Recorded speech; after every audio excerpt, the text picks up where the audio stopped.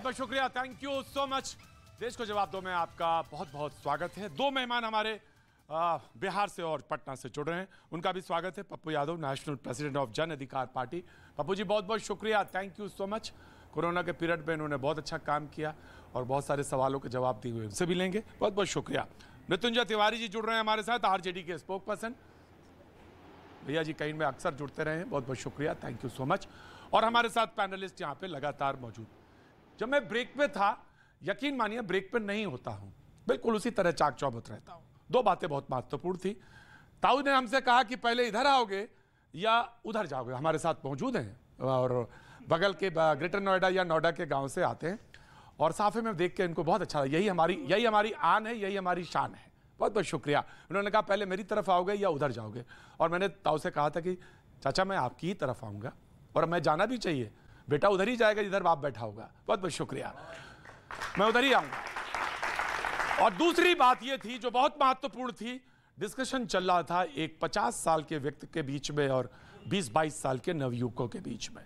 Israel का भी संबंध आ रहा था, इजराइल का भी नाम कान में पड़ रहा था, और कहीं यह भी जिक्र आ रहा था कि 21 साल के बाद जब हम रिटायर हो जाएंगे या हमको रिटायर कर दिया जाएगा तो यकीन मानिए फिर मेरे पास क्या होगा, कौन सा ऑप्शन होगा। ना तो मेरे पास कोई मेडिकल की फैसिलिटी, ना कुछ। ये भी सवाल आ रहा था, ये भी हमने सुना। और यकीन मानिए ये बात अभी हमने कहा कि जब आप डिबेट कर रहे हो या बातचीत कर रहे हो, इसमें यही फर्क होता है। डिबेट में आप सिर्फ मशगूल होते हैं, बातचीत में आप सारी चीजें सुनते हैं।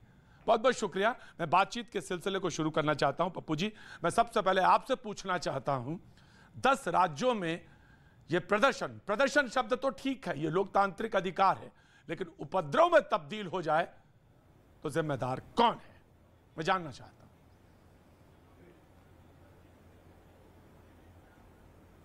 पप्पू जी, पप्पू जी आवाज आ रही है आपके पास? मैं जानना चाहता हूं उपद्रव के लिए कौन जिम्मेदार है। जी मैं जानना चाहता हूं उपद्रव के लिए जिम्मेदार कौन? के लिए जिम्मेदार कौन है? जी, भारत सरकार, उसकी पॉलिसी, हिटलर, मुसोलिनी और चंगेज खां की टीम। ना किसी का सुनना ना जानना।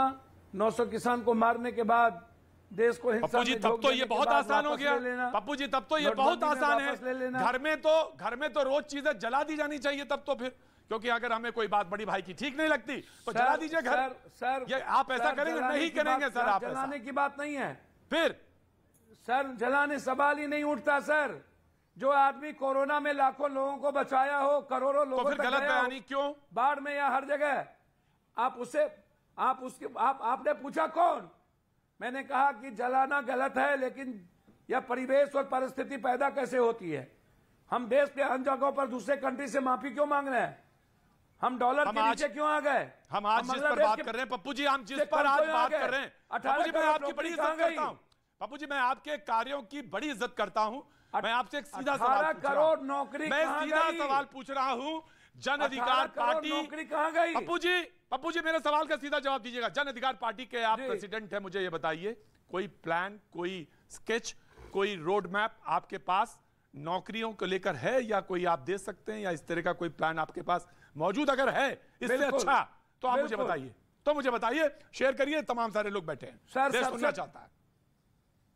सर सबसे बड़ी चीज है कि आपको पॉलिसी बनानी पड़ेगी। इस हिंदुस्तान 67 लाख या 2 करोड़ 2.5 करोड़ नौकरी से आप हिंदुस्तान के 140 करोड़ युवाओं को कुछ नहीं दे पाएंगे। आप लॉकडाउन के बाद 32 करोड़ लगभग लोगों की रोजगार छीनी गई। 50-60% प्राइवेट नौकरी चली गई।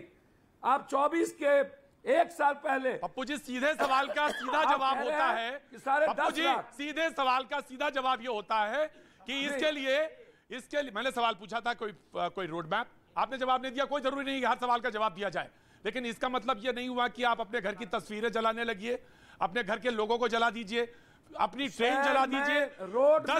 34 ट्रेनें पप्पू जी, 34 ट्रेनें हैं, 72 ट्रेनें निरस्त, लेट हुई, 34 ट्रेनें निरस्त हुई, और सब ज्यादा बिहार की थी। क्यों? आखिर क्यों? पहले बोल तो लेने दीजिए जनाब। मैं हाथ जोड़ के आग्रह करता हूं, कोरोना में भी 1033 ट्रेन बंद हुई, आज तक नहीं चालू हुआ। हिंसा नहीं करिए कोई, लेकिन मैं आपसे भी पूछना चाहूंगा सर, सिर्फ अपना बोलिए नहीं, आप सिक्योर करिएगा कि नहीं युवाओं के मन को, किसानों को आप जब हिंसा होती है तो उम्र को तय कर देते हो। आप असम राइफल में आरक्षण की बात कर देते हो। आप पहले तटस्थ होकर के किसी पॉलिसी की क्यों नहीं बनाते? Right sir, I have taken your point को बनाते राइट हैं, सर। पप्पू जी, उसका रिपरकेशन पप्पू जी, ना हो, मैंने आपके सवाल को सुरक्षा लिया। की भावना हो। पप्पू जी, मैंने आपके सवाल को लिया, बहुत सीधा सवाल मैंने पूछा था, ठीक है। मैं आलोक जी आपसे जानना चाहता हूं, आपने क्यों कहा था यह सुनियोजित साजिश है?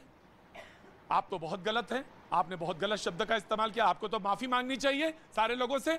आपने क्यों कहा कि तुरंत पेट्रोल पे भीगे कपड़े आ गए? आपने ये क्यों कहा कि हमारी ट्रेनें जला दी गई? आपने ये क्यों कहा कि धरपकड़ होगी? ये तो बहुत गलत बात है, ये तो आलोक जी कहना ही नहीं चाहिए था आपको। नाउ प्लीज रिस्पॉन्ड आलोक जी। ऐसा है कि ये सिर्फ मैंने नहीं कहा, आज पुलिस मुख्यालय ने भी इसकी पुष्टि कर दी, लोग पकड़े भी जा रहे हैं, आगे भी लोग पकड़े जाएंगे। मेरा बस ये मानना है एक बात कि जब पूरी जानकारी नहीं हो तो उस पर पूरी जानकारी पहले एकत्र कर लेनी चाहिए। क्या ये सही नहीं है कि 2019 में 78,000 भर्तियां हुई थी? और क्या ये सही नहीं है कि आने वाले दिनों में इसी अग्निवीर के तहत हम 1.5 लाख से ऊपर फौज में भर्ती करने जा रहे हैं? तो क्या इससे किसी को दिक्कत है कि अगर फौज में दुगने से ज़्यादा भर्ती हो जाएगी? और रोटेशन डायनेमिक्स के हिसाब से 75% को 4 साल के बाद उनको सेवानिवृत्त किया जाएगा और फौज की कैपेसिटी पहले से 10% ज्यादा हो जाएगी। तो अगर भारतीय सेना अगर जवान होती है, सशक्त होती है और सबसे अच्छे लोग 25% भारतीय सेना में रह जाते हैं, भारतीय सेना हमारी मजबूत होती है, तो इससे दिक्कत क्या है भाई? नहीं पप्पू जी, ये अपने भारतीय सेना को मजबूत नहीं देखना चाहते हैं। पप्पू जी, तर्क ये ठीक नहीं है। आलोक जी पढ़े लिखे भी हैं, डॉक्टर भी हैं और तर्क के साथ बात कर रहे हैं। आज मैं आपकी भी बड़ी इज्जत करता हूं, आप ग्राउंड रियलिटीज पे काम करते हैं। पप्पू जी, आप ग्राउंड रियलिटीज पे बात करते हैं। कौन कुतर्क कर रहे हैं, मैं उसमें नहीं जाऊंगा।